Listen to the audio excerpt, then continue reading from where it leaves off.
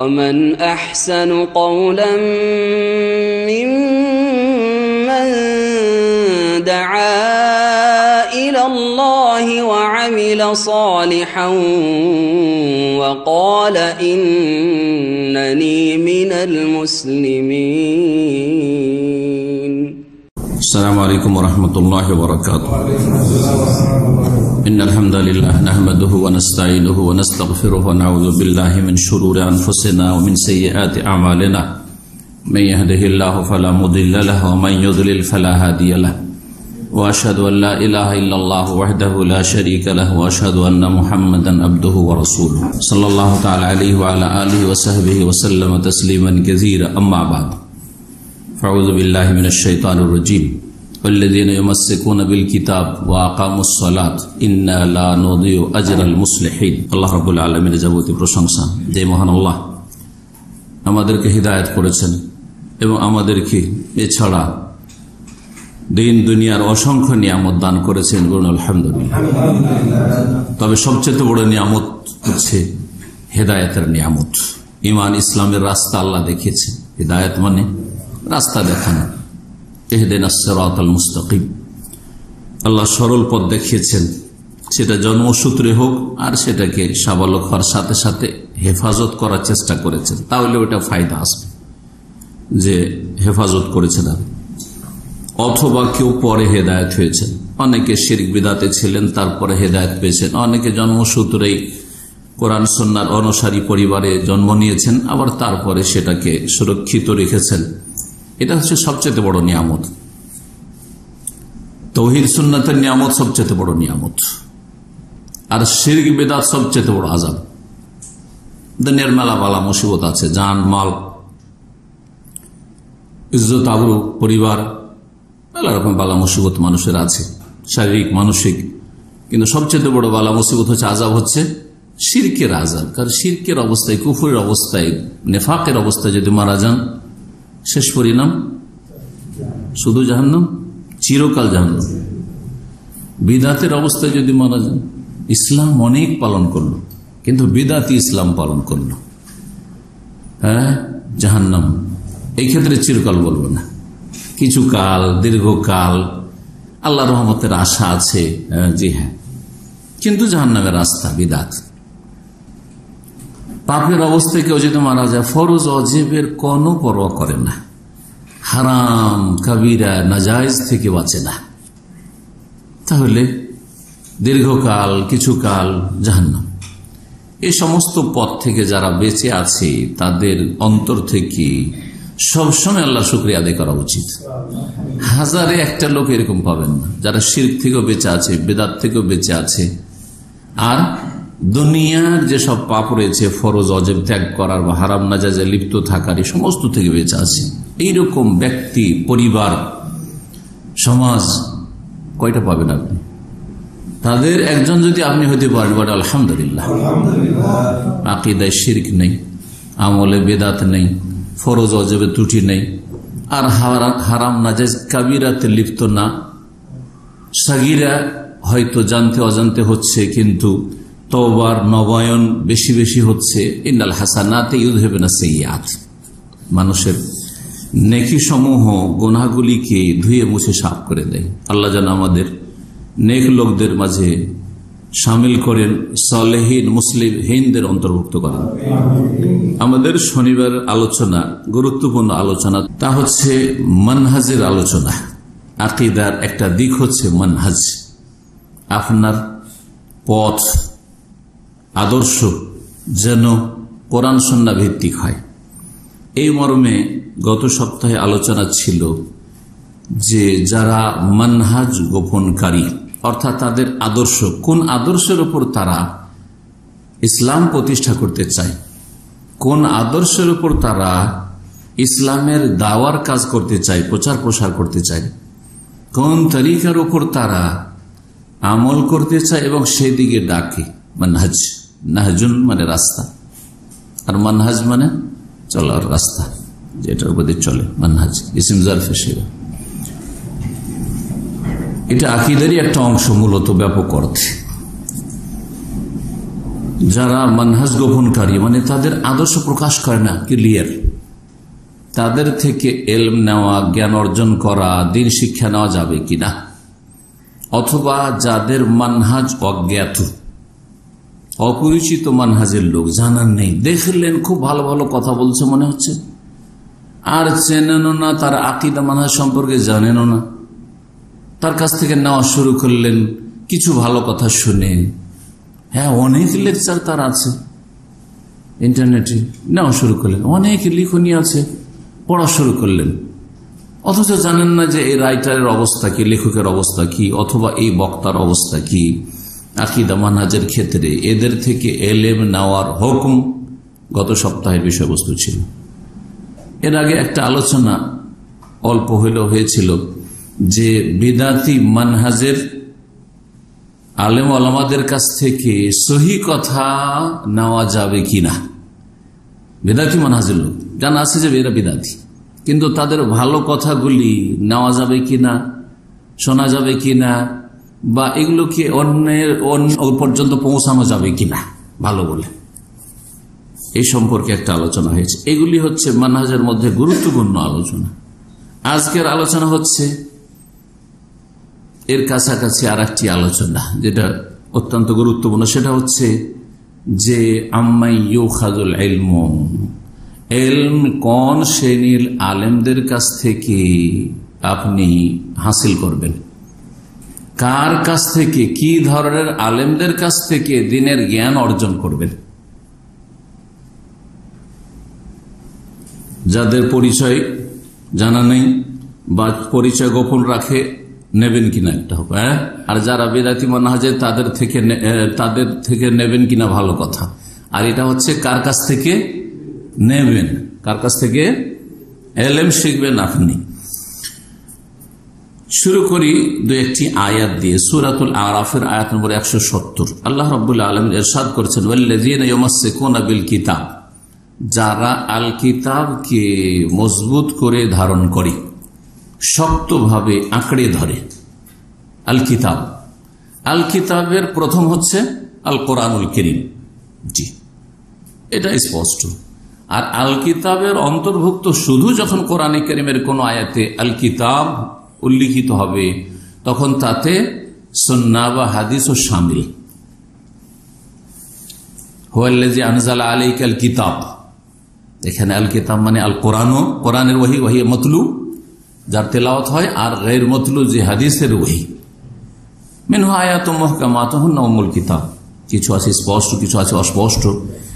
অস্পষ্ট মুতাশাবিহাত আয়াতে যদি থাকে তো হাদিসেও আছে।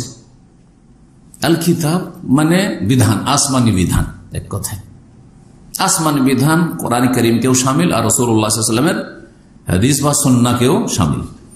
কিন্তু যেখানে আল কিতাবের সাথে আল হিকমা উল্লিখিত হয়েছে, ওয়াল্লাযী বা'আসা ফিল উম্মিয়িনা রাসূলাম মিনহুম ইয়াতলু আলাইহিম আয়াতিহি ওয়া ইউযাক্কিহিম ওয়া ইউআল্লিমুহুমুল কিতাবা ওয়াল হিকমা। এখানে আল কিতাব আর হিকমা যখন দুটো বলা হয়েছে, তো যারা গবেষক মুফাসসিরিন তারা বলেছেন আল কিতাব বলতে আল কোরআনুল কারীম, আল কিতাবুল আযীম, আর হিকমা বলতে আস-সুন্নাহ।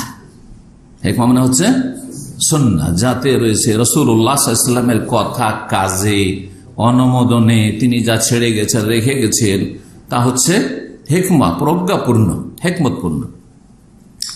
তো যারা কোরআন এবং হাদিসকে এক কথায় আঁকড়ে ধরবে, আল কিতাব মানে এখানে যেহেতু শুধু আল কিতাবের কথা উল্লেখ হয়েছে, কোরআনও ধরতে হবে আর হাদিস আঁকড়ে ধরতে হবে। ওয়া আকামুস সালাতা, কোরআন এবং হাদিস আঁকড়ে ধরে আছে, সুতরাং দলিল ছাড়া আকীদার কথা বলে না, মানহাজের কথা বলে না, ইবাদতের কথা বলে না, হালাল হারামের কথা বলে না, ফতোয়া অমুক কিতাবে আছে বেশ না, কোন আয়াতের ভিত্তিতে, কোন হাদিসের ভিত্তিতে।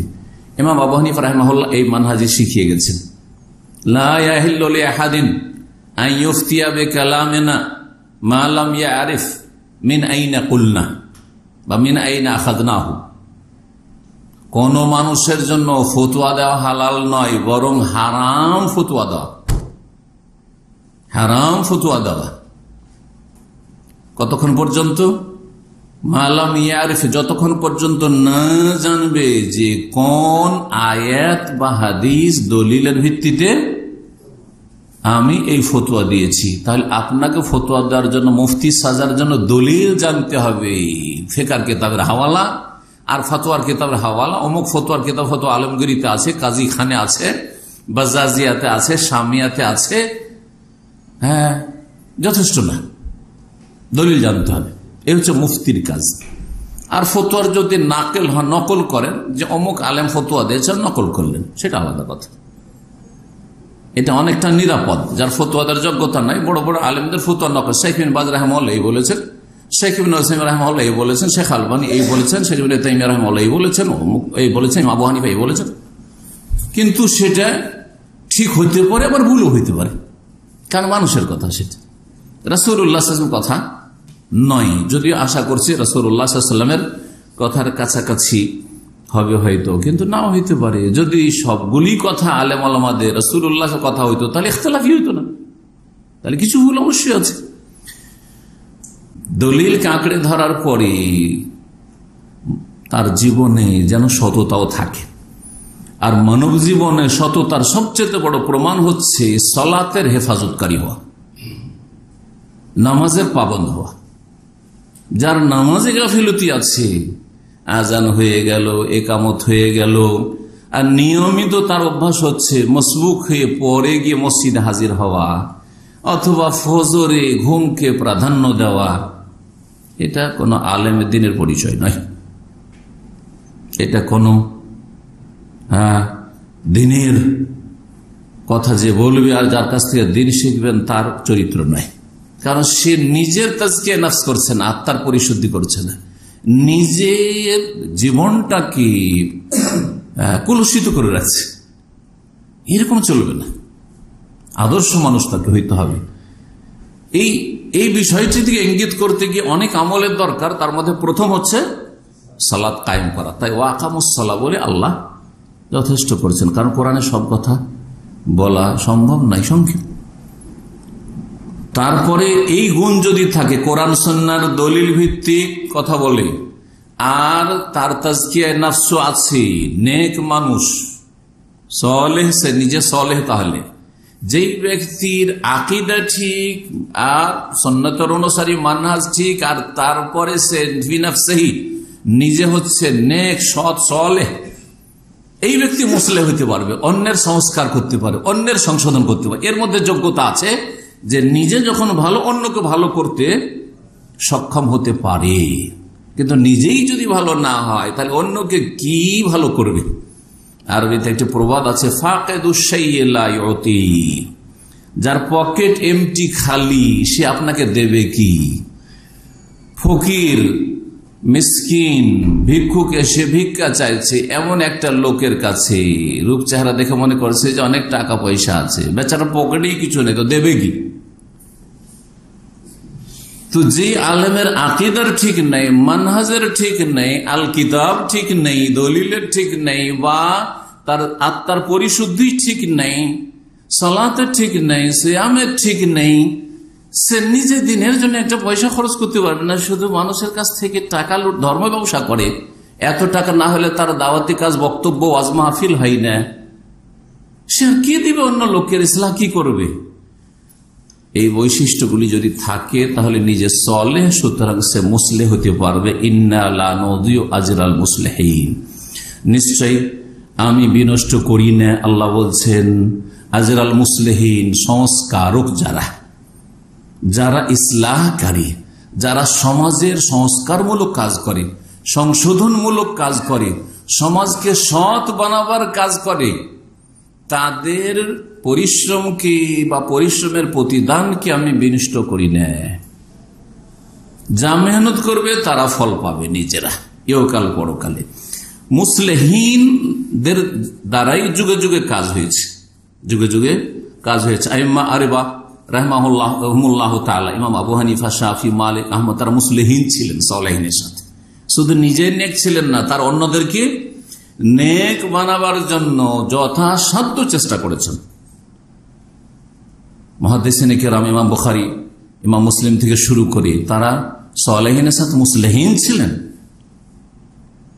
যুগে যুগে যেসব মুজাদ্দিদিন এসছেন, শেখুল ইবনে তাইমিয়া রাহিমাহুল্লাহ শিরক বিদআতকে এক একটি করে শনাক্ত করে দিয়েছেন, চিহ্নিত করে দিয়েছেন, যাতে করে জাতি অজ্ঞতায় না থাকে। এরা সালেহের সাথে সাথে মুসলিহও ছিলেন। ইমাম ইবনে কাইয়িম রাহিমাহুল্লাহ, ইমাম ইবনে কাসির, এইভাবে এক এক করে নাম সবার নেওয়া সম্ভব নয়।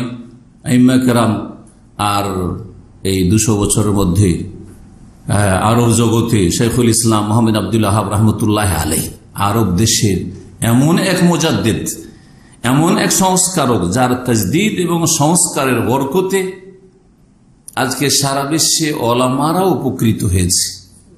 যাদেরকে দেখছেন যে আজকাল দলিল তলাশ করছে, এটা এই যে ইসলাহি দাওয়াত যেটাকে বলা হয় আর দাওয়াল ইসলাহিয়া, আরব দেশে যেটি শুরু হয়েছিল, তার বরকত হিসাবে মদিনা ইউনিভার্সিটি খুলেছে। জামিয়াতুল ইমাম মোহাম্মদ সৌদ আল ইসলামিয়া, রিয়াজ ইসলামিক ইউনিভার্সিটি, দুটো ইসলামিক ইউনিভার্সিটির মাধ্যমে সারা পৃথিবীতে বড় বড় অনেক আলেম ওলামা দায়ী পয়দা হয়েছে, আলেমদের সংশোধন হয়েছে। এই দাওয়াতের বরকতে দুটো ইউনিভার্সিটি থেকে অধিকাংশ দেখবেন যারা দাওয়াতি ময়দানে কাজ করেছে আর করছে, তারা কিন্তু এই দুটো ইসলামিক ইউনিভার্সিটির প্রোডাকশন। আর আম জনগণ যে লাখে লাখে হেদায়েত হয়েছে, এটা সৌদি আরবের প্রতিটি শহরে একাধিক যে ইসলামিক সেন্টারের জাল বিছানো আছে, গোটা সৌদি আরবে 300-র কাছাকাছি ইসলামিক সেন্টার রয়েছে। এগুলি থেকে সাধারণ জনগণ যারা রুজির তলাশে এসেছিল এখানে, তারা শহীদিন শিখে যাচ্ছে। তাদের অনেকের দ্বারা বহু দাওয়াতের কাজ হচ্ছে, শুধু বাংলাদেশে নয়, সারা বিশ্বে যেখানকার ভাষাভাষী এখানে আছে। এই দুটো দিক কখনো ভুলবেন না। আলেমদের ইসলাহ হয়েছে মদিনা ইউনিভার্সিটি জামিয়া ইসলামিয়া দিয়ে আর জামিয়াতুল ইমাম দিয়ে, জি হ্যাঁ, আকীদা আমল মানহাজের। আর আম জনগণের ইসলাহ হচ্ছে ইসলামিক সেন্টারগুলি দিয়ে, ওয়ালিল্লাহিল হামদ। আপনারা কিছু শিখে থাকলেও সেটা মদিনার আলেমদের কাছ থেকে শিখছেন, যে কোনো সেন্টারে শিখেন, তারা মদিনা থেকে সহিটা পড়ে এসে আপনাদেরকে শিখাচ্ছে। ওরাই যদি ভুলটাই থাকতো তা আপনাকে কি শিখাইত? আর যদি এই ইসলামিক সেন্টারগুলি না খোলা হইতো তাহলে আপনি বা কি শিখতে পেতেন? জি হ্যাঁ। তো মুসলিহিন যুগে যুগে থাকবে, আর মুসলিহিনদের বৈশিষ্ট্য, মুসলিহিনদের কাছ থেকে ইলম হাসিল করতে হবে। এই আয়াত থেকে যেটা আমি বলতে চাইছি আপনাদেরকে, যাদের মধ্যে সংস্কার, ইসলাহ, সংশোধনের যোগ্যতা আছে, আকীদা মানহাজ ঠিক, আর ইবাদত আখলাক ঠিক, তাদের দ্বারা মানুষ ত্রুটির ঊর্ধ্বে নাই, কিন্তু ছোটখাটো ত্রুটি থাকতে পারে, বড় ধরনের ত্রুটি থাকতে পারে না, অহরহ ত্রুটি হইতে পারে না, একবার দুইবার হয়ে যেতে পারে। জি, ভালো মানুষ থেকেও মাঝে মধ্যে একটা দুটো ত্রুটি হইতে পারে, কিন্তু যখন তখন ত্রুটি হবে না, না, এটা ভালো মানুষের পরিচয় না। সূরা নিসার আয়াত নম্বর 115-তে আল্লাহ ইরশাদ করছেন, এখন সুন্নতের অনুসারী হইতে হবে, বিদআত মুক্ত হইতে হবে। এই মর্মে আয়াতটি বলছি, ওমান ইউশাকিকির রাসূল মিন বাদি মা তাবায়্যানা লাহুল হুদা, যে রাসূলুল্লাহ সাল্লাল্লাহু আলাইহি ওয়াসাল্লামের বিরোধিতা করবে, তার জন্য হেদায়েত স্পষ্ট হওয়ার পরে। কোরআন এবং হাদিসের দলিল জানার সুযোগ সুবিধা আছে আপনাদের জন্য, আলেম ওলামাদের জন্য জানার সুযোগ আছে। আলহামদুলিল্লাহ, আজকাল ইন্টারনেটের জগতে সহি দাওয়াত সম্পর্কে জ্ঞান অর্জন করা আলেমদের জন্য সহজ, আম জনগণের জন্য যে কোনো ভাষাই সহজ। তাহলে তাবায়্যানা লাহুল হুদা হয়ে গেছে, হেদায়েতের পথ কিন্তু স্পষ্ট হয়ে গেছে। এমন না যে অস্পষ্ট, এমন পল্লীগ্রামে বাস করেন যেখানে নেট নেই, আর যেখানে কোন সহি আলেম, সহি আকীদার আলেমের দাওয়াতই পৌঁছে না, পৌঁছেছে, আপনি অবজ্ঞা করছেন, অহংকার প্রদর্শন করছেন, আপনি উপেক্ষা করছেন, আপনি অহংকার প্রদর্শন করছেন, আপনি রোগ এখানে লুকায়িত আছে, সত্য গ্রহণে বাধা। হেদায়েত স্পষ্ট হওয়ার পরে যদি বিরোধিতা করে রাসূলুল্লাহ সাল্লাল্লাহু আলাইহি ওয়াসাল্লামের, অথচ একদিকে দলিল আছে শক্তিশালী, আরেকদিকে দলিল নেই অথবা দুর্বল জাল, এবং অনুসরণ করে মুমিনদের রাস্তা ভিন্ন অন্য কোন রাস্তার, মুমিনদের রাস্তা ছাড়া অন্য কোন রাস্তার অনুসরণ করে। এই মুমিনিন কাদেরকে বলা হয়েছে? যেই সময় কোরআনে কারীম নাজিল হয়েছে সেই সময় যারা মুমিন ছিল তাদের নাম কি ছিল? সাহাবায়ে কেরাম। কারণ কোরআন নাজিল হওয়ার জামানায় যারা মুমিন ছিল সকলে কিন্তু সাহাবী। রাসূলুল্লাহ সাল্লাল্লাহু আলাইহি ওয়াসাল্লামকে এক নজরে যারা দেখেছে মোটামুটি সাহাবী। আর না হয়তো যদি একেবারে মরুভূমি তো থাকে, তারপরে কোন সাহাবী গিয়ে তাদের কাছে দাওয়াত পৌঁছিয়েছে। এরা সাহাবায়ে কেরাম, তাবেঈন। জি হ্যাঁ, আর আরেকটি হাদিসের আলোকে তাবা তাবেঈন পর্যন্ত বলা যেতে পারে, কারণ এই তিনটি যুগে শিরক বিদআতের ফিতনা তেমন ছিল না। কিছু বিদআতের ফিতনা শুরু হলেও সামান্য ছিল, এত বেশি ছিল না, সামান্য কিছু ছিল। তো মুমিনদের রাস্তা বাদ দিয়ে অন্য রাস্তার অনুসারী যদি হয়, অর্থাৎ সাহাবায়ে কেরামদের এক নম্বরে রাসূলুল্লাহ সাল্লাল্লাহু আলাইহি ওয়াসাল্লামের রাস্তার বিরোধিতা, দুই নম্বরে হচ্ছে সাহাবায়ে কেরামদের আদর্শের বিরোধিতা যদি করে তাহলে কঠোর শাস্তি রয়েছে। আল্লাহ বলেন যে তাদের ইবাদত নাই, নামাজ নাই, তারা বেদিন বিধর্মী নাস্তিক ছিল। নুওয়াল্লিহি মা তাওয়াল্লা, যদি এইরকমটা হয় যে রাসূলুল্লাহ সাল্লাল্লাহু আলাইহি ওয়াসাল্লামের বিরোধিতা করলো, সাহাবায়ে কেরামদের বিরোধিতা করলো রাস্তার, তার নুওয়াল্লিহি মা তাওয়াল্লা, যেদিকে ফিরবে সেদিকে ফিরিয়ে দেব, আল্লাহ স্বাধীন চলতে দেবেন। নুসলিহে জাহান্নাম, আর শেষ পরিণামে জাহান্নামে ঢুকিয়ে দেব। ওয়াসাআত মাসীরা, আর জাহান্নাম হচ্ছে বড়ই জঘন্য নিকৃষ্ট প্রত্যাবর্তন স্থল, পরিণামের দিক থেকে খুব খারাপ জায়গা মসির। সুতরাং যার কাছ থেকে এলিফ শিখবেন সে যেন রাসূলুল্লাহ সাল্লাল্লাহু আলাইহি ওয়াসাল্লামের বিরোধী না হয়, অনুসারী হয়। সাহাবায়ে কেরামদের যুগে যে ইসলাম ছিল সেই ইসলাম বিরোধী তাদের মানহাজ না হয়, পথ না হয়। সাহাবায়ে কেরামদের যুগে মজহাবি কন্দল গোড়ামি ছিল না, যেটাকে আত-তাআসসুব আল মাযহাবি বলা হয়। মজহাব শিখার জন্য এলেম শিখেন, শিখার পরে যেটা সহি সেটা গ্রহণ করেন। আমিও হানাফি মজহাবের ফিকহ যথেষ্ট পড়েছি, হেদায়া পর্যন্ত এমন কোন কিতাবই নাই যেগুলো পড়িনি। আবার হাম্বলি মজহাবেরও ফিকহ পড়েছি, আবার ফিকহে মুকারিন 4 মজহাবের ফিকহও পড়েছি। কিন্তু গ্রহণ কোনটা করি? যেটা রাসূলুল্লাহ সাল্লাল্লাহু আলাইহি সাল্লামের ছেড়ে যাওয়া দিনের কাছাকাছি লাগে সেটা গ্রহণ করি।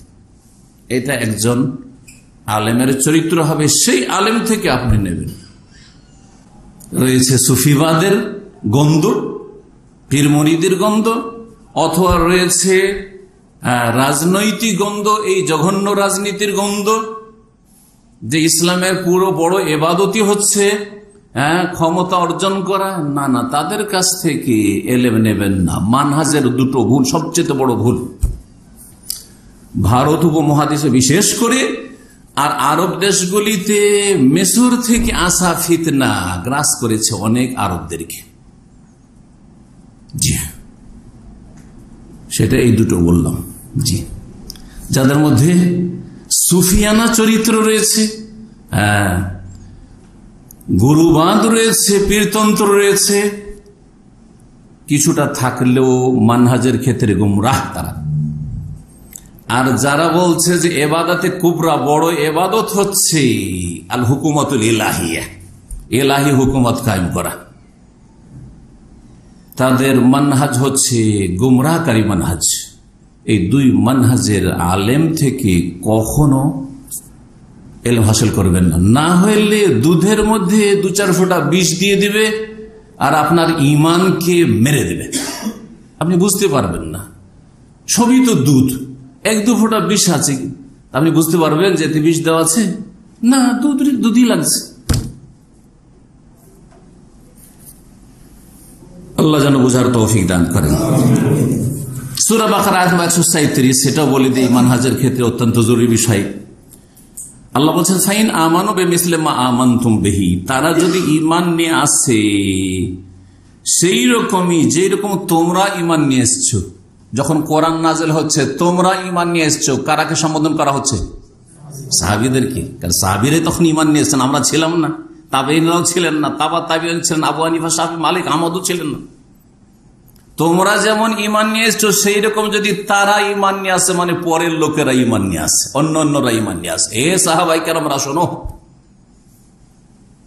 ফাকাদ ইহতাদাও, তাহলে হেদায়েত প্রাপ্ত হবে, তাহলে হেদায়েত প্রাপ্ত হবে। দেখেন কত স্পষ্ট করা হয়েছে। তাহলে আপনার আকীদা যদি সাহাবায়ে কেরামদের আকীদার সাথে মিলে, আল্লাহ কোথায়? সর্বত্র বিরাজমান, মুমিনের কলবে কলবে, সাত আসমানের উপর, সমস্ত সৃষ্টির ঊর্ধ্বে, আরশে আজিমে। এটা হচ্ছে সাহাবায়ে কেরামদের আকীদা। আপনার মুরব্বীদের আকীদা, আপনার আকীদা যদি থাকে যে যত কল্লা তত আল্লাহ, মানে কল্লাতে কল্লাতে আল্লাহ আছে, কলুবুল মুমিন আরশুর রহমান, তোমরা অথবা এগুলো নিয়ে বাড়াবাড়ি করতে নাই। আরে আকীদার বিষয় নাকি বাড়াবাড়ি হয়ে যায়। এরাও কিন্তু গুমরা মানহাজের লোক, এরা মাঝামাঝি পথ নিতে চায়। জি, এইরকম এক শ্রেণীর লোকেরা নিজেদেরকে সহিহ আকীদা বলে চালিয়ে দিচ্ছে, তাদের থেকে বেশি সতর্ক সাবধান হইতে হবে। আরে আল্লাহ কোথায়, এগুলো নিয়ে দরকারটা নেই। দেশে পাপে ভরে গেল, এই হয়ে গেল, সে হয়ে গেল। হ্যাঁ, মদ আর জুয়া নজরে আসছে, কিন্তু কবর মাজার পূজা নজরে আসে না, পীর পূজা নজরে আসে না, শিরক বিদআত নজরে আসে না। সেগুলি অপরাধ নয়, যেগুলি সবচেয়ে বড় অপরাধ, সেগুলি তাদের কাছে অপরাধী না। এদের কাছ থেকে ইলম নেওয়া যাবে না। হেদায়েত পেতে হলে সাহাবায়ে কেরামদের মতো ঈমান হইতে হবে। কোয়ালিটির ক্ষেত্রে, স্ট্যান্ডার্ড ক্ষেত্রে হবে না, কিন্তু সেই তরিকার ঈমান হইতে হবে, সেই পথের আপনাকে মুমিন হইতে হবে। ওয়াইন তাওয়াল্লাও, আর তারা যদি ফিরে যায়, অন্য কোন রাস্তা দিয়ে যদি ইসলাম প্রতিষ্ঠা করতে চায়, ফাইন্নামাহুম ফি শিকাক, তাহলে তারা শিকাক, ফাটলের মধ্যে রয়েছে, ভাঙনে নিমজ্জিত রয়েছে। ভাঙন ছাড়া কিছুই পাবেন না, ভাঙনের ভাঙন, মায়ের উপরে মায়ের, ভাঙনের ভাঙন চলতেই থাকবে। নবী করিম সাল্লাল্লাহু আলাইহি ওয়াসাল্লাম ছেড়ে যাওয়া পথ ছাড়া, সাহাবায়ে কেরামদের পথ ছাড়া, শিকাক ছাড়া আর কিছু নেই। ফাসায়াকফিকাহুমুল্লাহ, তাদের অনিষ্টের ক্ষেত্রে আল্লাহ, হে নবী, তোমার জন্য যথেষ্ট হবে, ওরা কিছুই ক্ষতি করতে পারবে না। সে আকীদার দাওয়াতের কাজ সারা বিশ্বে চলতে থাকবে, সংখ্যায় কম থাকবে, এটাও বলে দিয়েছেন রাসূলুল্লাহ সাল্লাল্লাহু আলাইহি ওয়াসাল্লাম। তায়েফা থাকবে, আর জান্নাতের সংখ্যা জাহান্নামীদের চাইতে কম হবে, জান্নাতের সংখ্যা জাহান্নামীদের চাইতে অনেক কম হবে, তাও হাদিস দ্বারা আপনাদের জানা রয়েছে। তো এই আয়াতগুলির পরে একটি হাদিস পেশ করি, সহিহ মুসলিমের হাদিস, হাদিস নম্বর 208, আবু হুরায়রা রাদিয়াল্লাহু তাআলা আনহু থেকে বর্ণিত। কালা রাসূলুল্লাহ সাল্লাল্লাহু আলাইহি ওয়াসাল্লাম বলেছেন, বাদাল ইসলাম গরিবান, ইসলাম শুরু হয়েছে আগন্তুক হয়ে, অচেনা, অপরিচিত হয়ে। গরিব, আরবির গরিব মানে বাংলার গরিব নয়, আরবির গরিব হচ্ছে আগন্তুক, যাকে চেনে না। নতুন একটা লোক এসছে, জীবনে দেখেনি, বাংলাদেশ থেকে তো আজকে বা গতকালকে নেমে এসছে, কেউ তাকে চেনে না, দামামে সেও কাউকে চেনে না, ও হচ্ছে গরিব। বুঝা গেছে না? আপনার কোন মুখ চেনা লোক এখানে দামামে নেই, আপনি হচ্ছেন গরিব মানুষ, আগন্তুক, অপরিচিত মানুষ। ইসলাম শুরু হয় তখন একেবারে অপরিচিত। আরে কি বলে কি বলে, দেখো দেখো দেখো, এত সত্যবাদী মানুষ যিনি সাদেক আর আমিন কাফেরদের কাছে মুহাম্মদ সাল্লাল্লাহু আলাইহি ওয়াসাল্লামকে নিয়ে এরা রসিকতা, মজাক আর হেউ প্রতিপন্ন করা শুরু করলো। দেখো তো পাগল হয়ে গেছে, কি বলছে শোনো, আগন্তুক যেন হয়ে গেলেন। এত বিশ্বস্ত ব্যক্তি, এত সত্যবাদী ব্যক্তি, তাদের কাছে একেবারে যেন অপরিচিত হয়ে গেলেন। ইসলাম এভাবে শুরু হয়েছে। ধীরে ধীরে ধীরে ধীরে ধীরে 23 বছর গিয়ে, সুবহানাল্লাহ, 23 বছরের মধ্যে মাত্র 2 বছর কমিয়ে দেন, মানে মক্কা বিজয়ের বছর, 8ম হিজরি, তখন মক্কা বিজয় হল, যেটা সবচেয়ে পবিত্র জায়গা, সেখানে শিরক কুফরি নেতৃত্ব। চিন্তা করেন আপনি, কত গরিব, কত দুর্বল ইসলাম ছিল, কিন্তু ধীরে ধীরে ধীরে প্রচার প্রসার হয়েছে। কামা বাদা গরিবান, ওয়াসায়াউদু গরিবান কামা বাদা, শব্দের পার্থক্যের সাথে রিওয়ায়াতগুলি রয়েছে। যেমন শুরু হয়েছিল আগন্তুক, অপরিচিত হয়ে, ওই রকমই এক সময় হয়ে যাবে, শুরু হয়ে গেছে। এয়ারপোর্টে শত শত লোক বসে আছে, মনে হচ্ছে আপনি একাই মুসলিম। যদি মার খামারা দাঁড়িয়ে থাকে, আল্লাহ একটা খুঁজে পাই না আল্লাহর বান্দা। জানি না আপনার লাগে কি লাগে না, আমি এদিক সেদিক খুঁজতে থাকি যে কি জানি দিনই কোনো ভাই একটা আল্লাহর বান্দা। রূপ চেহারাতে তো চিনতেই পারি না, তারপর আশা করছি যে ইনশাআল্লাহ আল্লাহর কোনো বান্দা আছে হয়তো। তার মধ্যে একটা সালাম হয়তো শুনতে পেলাম, আমাকে দিল না, আমার সাথে অপরিচিত হইল, টেলিফোনে আসসালামু আলাইকুম, আলহামদুলিল্লাহ। ও আমার সাথে কথা না বললো, আলহামদুলিল্লাহ একটা মুসলিম আছে, সালাম বলছে। সুবহানাল্লাহ, আগন্তুক যেন। হ্যাঁ, জি হ্যাঁ। আজকাল আপনি কোন একটা বিল্ডিং এ বাসা নিতে যান, সবগুলি বেনামাজি ফজরে ঘুমাচ্ছে, আপনি একাই নামাজ পড়ছেন, মানে মনে হচ্ছে আপনি মুসলিম, আপনি তাদের কাছে আগন্তুক। আরে কে রে, নামাজ পড়তে উঠে আর আমাদের ডিস্টার্ব করে, আপনি গরিব। জি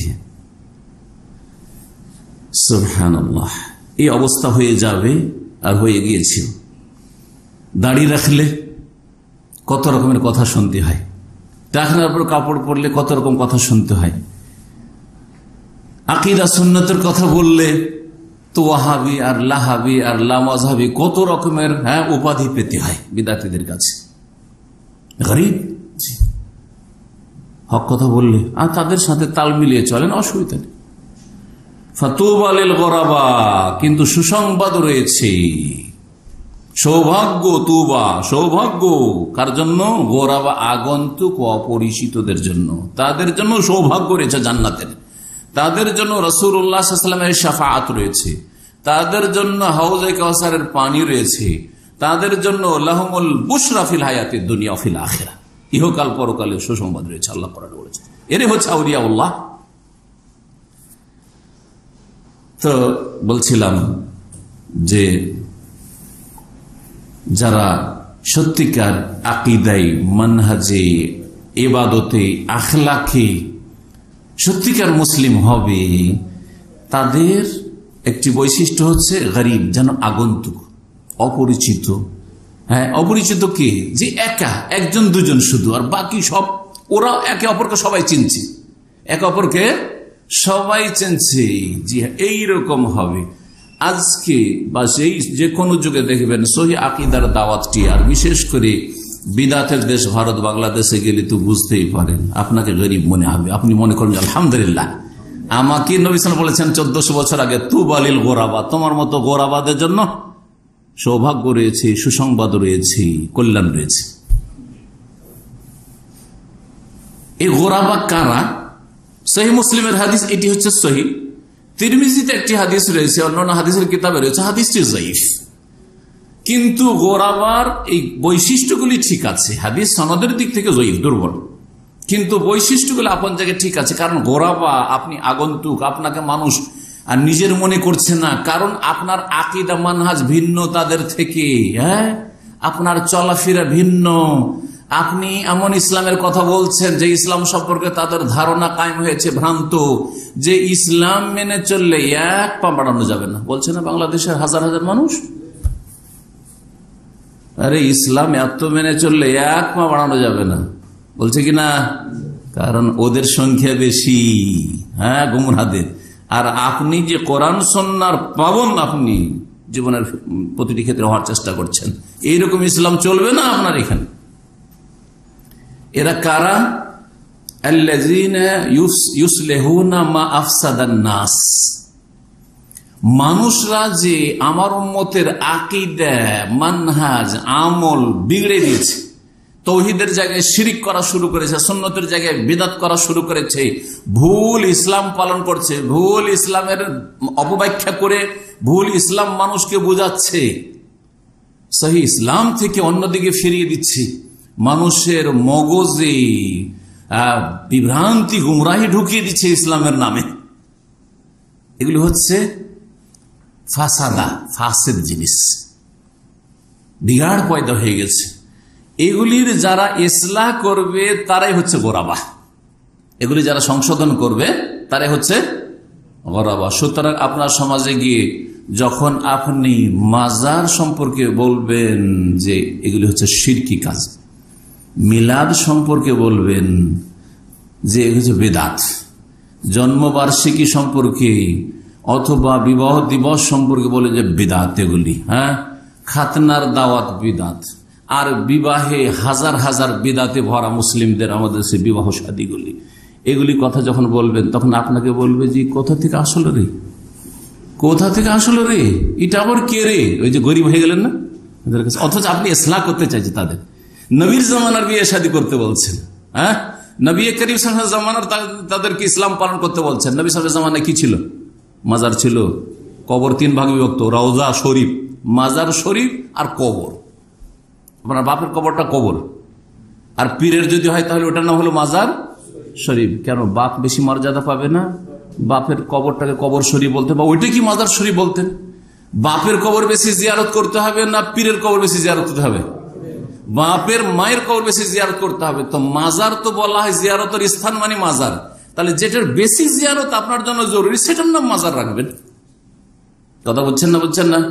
তাহলে আপনার বাপের কবরকে কেন, মায়ের কবরকে কেন মাজার শরীফ বলছেন না? কোথা থেকে সব বিদাত পেলেন? জি হ্যাঁ, মানুষ আমাদের দেশের ইসলামের জন্য 1 ঘন্টা সময় দিতে পারে না, কিন্তু রাজনীতির জন্য 24 ঘন্টা ঘুম নেই। হ্যাঁ, যেই রাজনীতি কুফরির ওপর প্রতিষ্ঠিত, গণতান্ত্রিক রাজনীতি। কথা বলছেন না? বলছেন না? আল্লাহ কি হিসাব নেবেন না যে 24 ঘন্টা তুমি সময় দিয়েছ তাদেরকে, আমি তোমার খালেক, আমি তোমার রব, আমার দিনকে কতটা সময় দিয়েছ? সময় বেশি হয়ে গেছে, জরুরি কথা কিন্তু বাকি আছে। ইমাম বুখারী রহমতুল্লাহ এর কথা বলবো আজকাল, ইমাম মুসলিমের কথা শুধু। সহিহ বুখারী থেকে একটা উদ্ধৃতি দেব, আর সহিহ মুসলিম থেকে 2-3টি উদ্ধৃতি দেব, যে কোন শ্রেণীর আলেমদের কাছ থেকে ইলম হাসিল করবেন। এর বেশি আর কিছু বলবো না, আয়াত হাদিসগুলির পরে।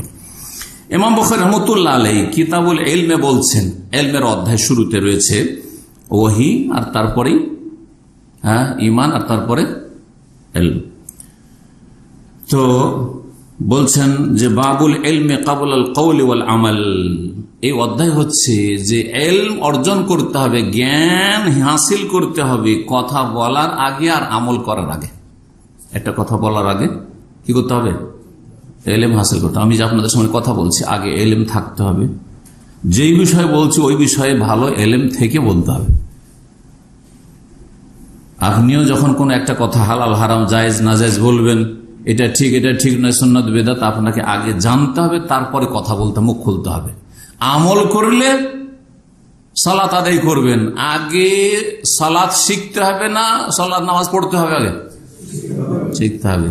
তাহলে আপনাকে আগে শিখতে হবে যে সালাত নামাজ শুরু করব নাওয়াইতো পড়ে না আল্লাহু আকবার দিয়ে, শেষ করব আসসালামু আলাইকুম ওয়া রাহমাতুল্লাহ দিয়ে, নাকি সম্মিলিত মোনাজাত দিয়ে? শিখতে হবে না? শিখতে হবে আগে ইলম, আর তারপরে কথা কাজ। তারপরে বলছেন যে দলিল হচ্ছে লিকাউলিল্লাহি তাআলা, মহান আল্লাহর বাণী, ফাআলাম আন্নাহু লা ইলাহা ইল্লাল্লাহ, ভালো করে জানো, ইলম হাসিল করো, জ্ঞান অর্জন করো যে আল্লাহ ছাড়া কোনো সত্য মাবুদ নেই। লা ইলাহা হাক্কুন ইল্লাল্লাহ, লা ইলাহা বিহাক্কিন ইল্লাল্লাহ। এখানে লাইনাফি জিনসের খবর উজ্জ্ব রয়েছে। এটা হচ্ছে সঠিক অর্থ, সবার জন্য শিখা ফরজ, যে কোনো স্তর মুসলিমের জন্য শিখা ফরজ। লা ইলাহা ইল্লাল্লাহ সহি অর্থ, আল্লাহ ছাড়া কোনো মাবুদ নেই নয়, আল্লাহ ছাড়া কোনো সত্য মাবুদ নেই, সত্য উপাস্য নেই। ওয়াস্তাগফির লিযামবিক, ফাআলাম আন্নাহু লা ইলাহা ইল্লাল্লাহ ওয়াস্তাগফির লিযামবিক। আয়াতের বাকি অংশটুকু উল্লেখ না করলে দলিল পুরা হয় না। আগে আল্লাহ কি বলছেন? ইলম হাসিল করো, ঠিক আছে? ইলম দিয়ে আল্লাহ শুরু করেছেন, প্রথম ইলম শব্দ এসছে, তারপর ইলম হাসিল করতে হবে কি সম্পর্কে? লা ইলাহা ইল্লাল্লাহ সম্পর্কে, তাওহীদ সম্পর্কে। তাহলে আকীদার জ্ঞান আগে হাসিল করতে হবে। যখন আপনার ইলম হয়েছে আকীদা মানহাজ সম্পর্কে, তখন ওয়াস্তাগফির লিযামবিক, ইস্তেগফার করা, আকীদা না আমল? আস্তাগফিরুল্লাহ আস্তাগফিরুল্লাহ আস্তাগফিরুল্লাহ, আল্লাহ তুমি মাফ করে দাও, এটা আকীদা না আমল? আমল। তো আমল পরে, আগে আস্তাগফিরুল্লাহ আল্লাহ উল্লেখ করেননি, পরে। দলিলটা ভালো করে বুঝে নেন, কিন্তু আগে তাওহীদের জ্ঞান, ফাআলাম আন্নাহু লা ইলাহা ইল্লাল্লাহ, ইলম হাসিল করো, আর তারপরে আমল করো, ওয়াস্তাগফির লিযামবিক। আর গুনহার ইস্তিগফার ক্ষমা পাওয়ার জন্যই সালাত আদায় করা, নামাজ পড়া। গুনাহ থেকে অব্যাহতির জন্যই সিয়াম পালন করা, যাকাত দেওয়া, হজ করা, উমরা করা, নেক আমল করা, যতগুলি ফরজ নফল আমরা আমল করছি কিসের জন্য? যাতে আল্লাহর কাছে নাপাক অবস্থায় না যেতে হয়, গুনাহ থেকে মুক্ত হয়ে যেতে পারি। ইমাম বুখারী বলছেন ফাবাদা বিল ইলমি, আল্লাহ ইলম দিয়ে শুরু করেছেন, তারপরে আমল। তারপরে বলছেন ওয়ান্নাল উলামা হুম ওয়ারাসাতুল আম্বিয়া, ওলামারাই হচ্ছেন নবীদের উত্তরাধিকারী। কিন্তু ওলামা কোরআন সুন্নাহর হইতে হবে, তাহলে নবীর উত্তরাধিকারী। নবী করিম সাল্লাল্লাহু আলাইহি ওয়াসাল্লাম পীর মুরিদি ছেড়ে গেলেন, আর আপনি পীর মুরিদির শিক্ষা দিচ্ছেন। নবী করিম সাল্লাল্লাহু আলাইহি ওয়াসাল্লাম যে ইসলামটার উপর সাহাবায়ে কেরামদেরকে ছেড়ে গেছেন, সেই ইসলাম ছাড়া অন্য ইসলামের কথা বলবেন, তাহলে আপনি ওয়ারিস কি করে হলেন? আলেম মানে শুধু আমাদের সমাজে যাদেরকে আলেম বলা হয় সেই আম্বিয়ার ওয়ারিস না, না না। নবী সাল্লাল্লাহু আলাইহি ওয়াসাল্লামের ছেড়ে যাওয়া ইলমের প্রচার প্রসার যদি করে তাহলে ওয়ারাসাতুল আম্বিয়া। তারপরে ওই হাদিসটি লম্বা বর্ণনা করেছেন, সময়ের স্বল্পতার জন্য হাদিস আর বলছি না। তারপরে বলেছেন যে ইলমের এত গুরুত্ব, আমলের চেয়ে বেশি গুরুত্ব ইলমের। আমল করলে আমলকারীর ফায়দা, আমি আমল করলাম, কার ফায়দা? আমার। কিন্তু ইলম শিখলে আমারও লাভ হইল আর আপনাদেরও লাভ হচ্ছে। আমার কাছে ইলম না থাকলে আমি আপনাদের এখানে এসে বসতেই পারতাম না, কথা ঠিক কিনা? ইলম দিয়ে ডবল লাভ, নিজের লাভ, অপরের লাভ। লাজিম মুতাআদ্দি, জি হ্যাঁ, লাজিম আমার ফায়দা হইল, মুতাআদ্দি মানে আপনাদের কাছে ফায়দা পৌঁছিল। আর বিগ্রামার দিয়ে বুঝাইলাম আপনাদেরকে, ফিল লাজিম আর ফিল মুতাআদ্দির। জি, এই জন্য সত্যিকার অর্থে আল্লাহকে ভয় করি। ইন্নামা ইয়াখশাল্লাহ মিন ইবাদিহিল উলামা, এই আয়াত উল্লেখ করেছেন বুখারী। সত্যিকার অর্থে যে ভয় করে আল্লাহর বান্দাদের মধ্য থেকে কারা? জ্ঞানীরা, ওলামারা, যার যত বেশি জ্ঞান আছে। কি সম্পর্কে জ্ঞান আছে? তিনটি মূলনীতি মনে রাখবেন এই ক্ষেত্রে। ইসলামের নামে মান্তিক পড়েছে, ফালসাফা পড়েছে, হিকমত পড়েছে, আর কত কি পড়েছে, আমরাও পড়েছি, কোনো ফায়দা নেই। আরবি ভাষা পড়লে শুধু ফায়দা নেই, কি পড়তে হবে? আল্লাহ সম্পর্কে জ্ঞান, মারিফাতুল্লাহ, আল্লাহ সম্পর্কে জ্ঞান যার আছে সে হচ্ছে আলেম। তারপরে 2 নম্বরে আল্লাহ রসুল সাল্লাল্লাহু আলাইহি ওয়াসাল্লাম সম্পর্কে সঠিক জ্ঞান আছে, মারিফাতুর রাসূল সাল্লাল্লাহু আলাইহি ওয়াসাল্লাম। তারপরে মারিফাতুদ দ্বীন, আল্লাহ নাযিলকৃত দ্বীন সম্পর্কে জ্ঞান অর্জন করা। যেই 3টি বিষয়ের ওপর একটি কিতাব শাইখুল ইসলাম মুহাম্মদ আব্দুল্লাহ রাহমাতুল্লাহি আলাইহি রয়েছে, উসুলুস সালাসা। কি রয়েছে নাম? আল উসুলুস সালাসা ওয়া আদিল্লাতুহা। এই কিতাবের আমি ধারাবাহিক শারহা বা ব্যাখ্যা করেছি রাকা ইসলামিক সেন্টারে। কতটি পর্ব রয়েছে জানেন কেউ? 30টি পর্ব আছে। এই 3টি মূলনীতির উপর 30 ঘন্টার আলোচনা কমপক্ষে আছে, মানে 1 ঘন্টার বেশি আলোচনাগুলি রয়েছে, 1 থেকে 1.5 ঘন্টা। এই কিতাবে এই 3টি কথা বলা হয়েছে। আজকে 3 কথাতে বলে দিলাম। আল্লাহ সম্পর্কে যার জ্ঞান আছে, আল্লাহ রাসূল সাল্লাল্লাহু আলাইহি ওয়াসাল্লাম সম্পর্কে জ্ঞান আছে, আল্লাহর দ্বীন সম্পর্কে জ্ঞান আছে, সে হচ্ছে আলেম। আর যার যত বেশি জ্ঞান আছে 3টি বিষয় সম্পর্কে, সে তত বড় আলেম। তারপরে বেশ কিছু আয়াত পেশ করেছেন। ওমা ইয়াকিলুহা ইল্লাল আলিমুন, জ্ঞানীরাই নিজের জ্ঞান দিয়ে কাজ নেই। যারা ইলমওয়ালা মানুষ তারাই বিবেককে কাজে লাগাইতে পারে, সুস্থভাবে আর বা সুষ্ঠুভাবে। আর তারপরে জাহান্নামীরা জাহান্নামে যখন চলে যাবে তখন আক্ষেপ করবে, লাউ কুন্না নাসমাউ আও নাকিলু মা কুন্না ফি আসহাবিস সাইর, যদি আমরা শুনতাম ভালো কথাগুলি, ইলমের কথাগুলি, বা নাকিলু আর নিজের আকল দিয়ে, বিবেক বুদ্ধি দিয়ে কাজ নিতাম, তাহলে জাহান্নামী হইতাম না। তারপরে আয়াত উল্লেখ করেছেন হাল ইয়াস্তাউইল্লাযিনা ইয়ালামুন ওয়াল্লাযিনা লা ইয়ালামুন, যারা জানে, জ্ঞানী আলেম, আর যারা জানেন না, দুটো কি সমান হইতে পারে? সমান হইতে পারবে না। 10 জন আলেম আর 1000 জন জাহেল, তারপরে 10 জন আলেমের মূল্য ইলমের ক্ষেত্রে বেশি, আমলের ক্ষেত্রে বেশি, খাশিয়াতুর আল্লাহর ভয় ভীতির ক্ষেত্রে বেশি, তারপরে তাদের মতামতের ক্ষেত্রেও বেশি। এরা শাসক নিয়োগ করবে, মজলিসে শুরাতে আসবে আলেমগণ, জ্ঞানীরা, জি হ্যাঁ, তারা সিলেকশন করবে। আর যেমনটা বললাম একটু আগে আলোচনার পূর্বে, যে 999 জন আল্লামা সব, আর সলেহীন মুসলেহীন, আর 1000 জন কুফার মুশরিকিন কবুরিন আর বিদাতি আর বেদিন বেনামাজি একজন বেশি হয়ে গেল, সেই জন্যই তারাই নেতা নির্বাচন করলো, আমরা 999 জন ফেল হয়ে গেলাম। কথা বুঝতে পেরেছেন? এরই নামে হচ্ছে ডেমোক্রেসি, গণতন্ত্র। আল্লাহ যেন বুঝার তৌফিক দান করেন। কাফেররা মুসলিমদের কল্যাণের জন্য গণতন্ত্র তৈরি করেনি, ভালো করে শুনে রাখেন। এতে কোনোদিন শান্তি আসবে না, কোনোদিন ভালো মানুষ আসবে না। তারপরে নবী করিম সাল্লাল্লাহু আলাইহি ওয়াসাল্লাম হাদিস পেশ করেছেন, মান ইউরিদিল্লাহু বিহি খায়রান ইউফাক্কিহু ফিদ্দীন, যার সাথে আল্লাহ কল্যাণের ইচ্ছা করেন, আল্লাহ আপনার সাথে ভালো চেয়েছেন, তাহলে কি করবেন? আল্লাহ আপনাকে দিনের ফিকহ জ্ঞান দান করবেন। দিন সম্পর্কে যত বেশি আপনি পড়তে পারছেন আর যত বেশি ইলম অর্জন করতে পারছেন, তার মানে আল্লাহ আপনার ভালাই চেয়েছে, কল্যাণ চেয়েছে। সৌভাগ্যবান, আলহামদুলিল্লাহ। আর কেউ যদি আসতে না পারে দিন শিখার জন্য, যে কোনো জায়গায় যেখানে যে থাকবে, দেশে হোক, এখানে হোক, অন্য কোনো জায়গায় হোক, যে ইলম শিখতে আগ্রহী না আর মনোযোগী না, তার সাথে আল্লাহ কল্যাণ চাই। মাদ্রাসায় একসাথে আমরা লেখাপড়া করেছি ছোট থেকে, বহু সাথীর সঙ্গে এখনো দেখা সাক্ষাৎ হয়।